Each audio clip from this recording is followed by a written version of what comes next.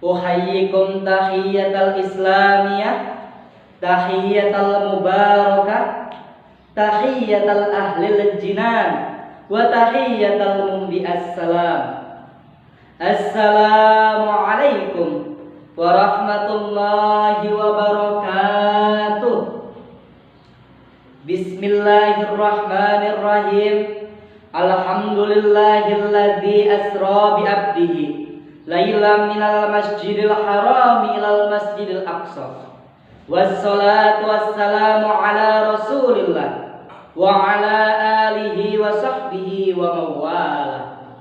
Tahmid dan tasyakur marilah senantiasa kita panjatkan pada Allah yang Maha Ghafur, yang telah memberikan kita nikmat yang tak pernah terukur.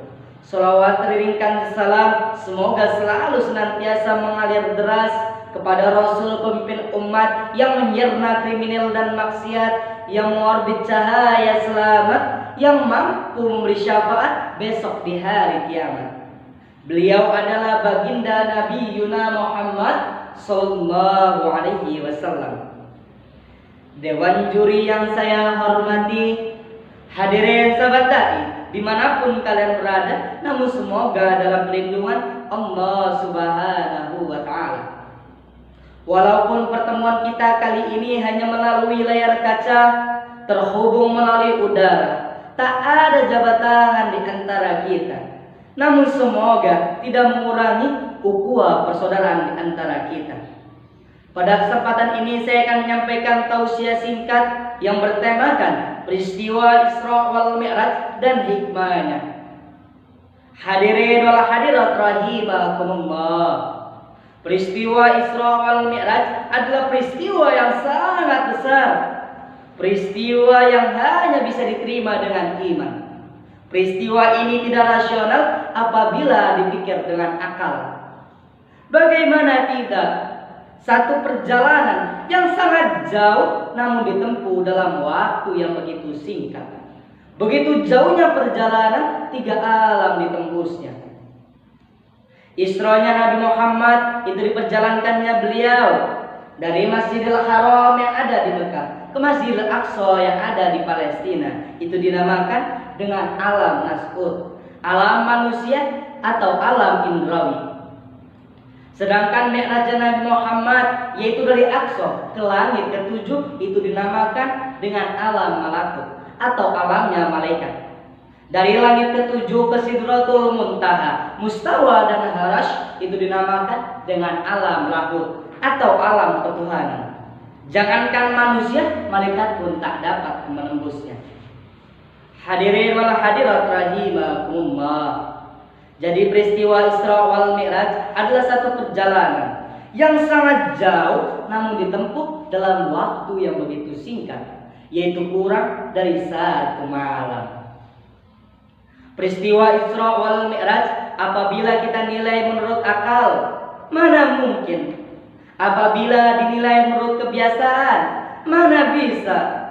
Namun apabila kita nilai menurut iman, apapun akan terjadi kalau Allah yang mau. Peristiwa Isra wal Mi'raj ini Allah yang mau, Allah yang aktif di dalamnya. Sedangkan Nabi Muhammad adalah yang pasif. Subhanalladzi asra bi abdihi. Maha suci Allah yang telah memperjalankan hambanya.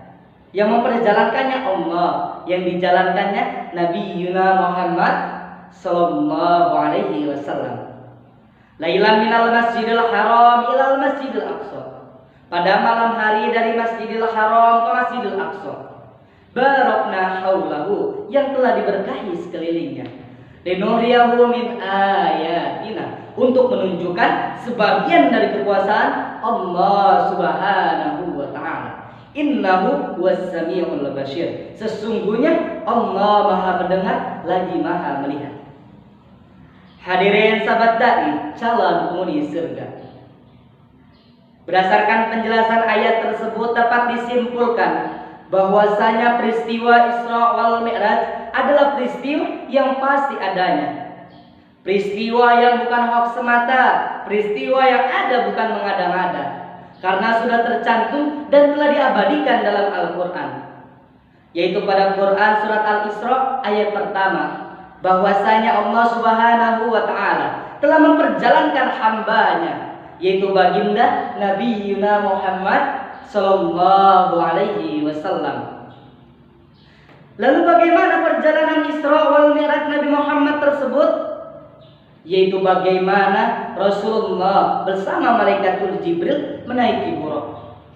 Untuk apa? Untuk pergi ke Sidratul Muntaha, untuk bertemu dengan Allah sang pemberi kehidupan.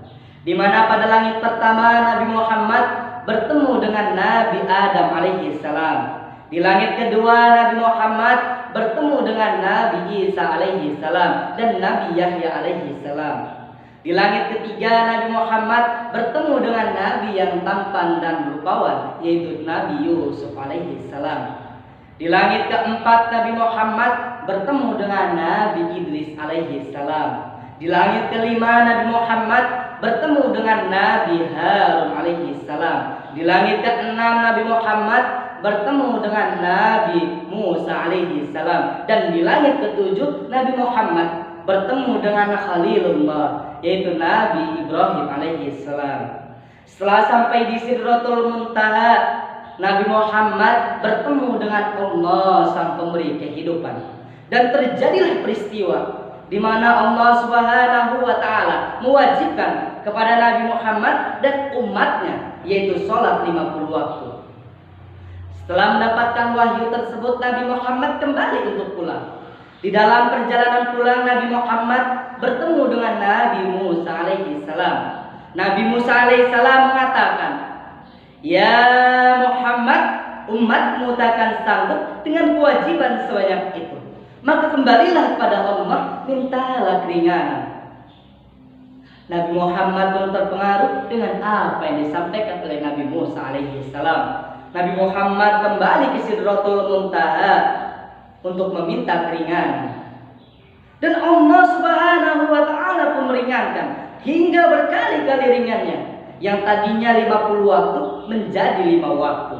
Dan inilah yang disebut dengan kemurahan Allah Subhanahu wa taala. Disinilah ditunjukkan bahwasanya Allah itu sangat luar biasa, sehingga meringankan hambanya yang tadinya 50 waktu menjadi 5 waktu. Hadirin ala hadirat rahimakumullah. Dan inilah sejarah awal mula di mana kewajiban sholat tersebut.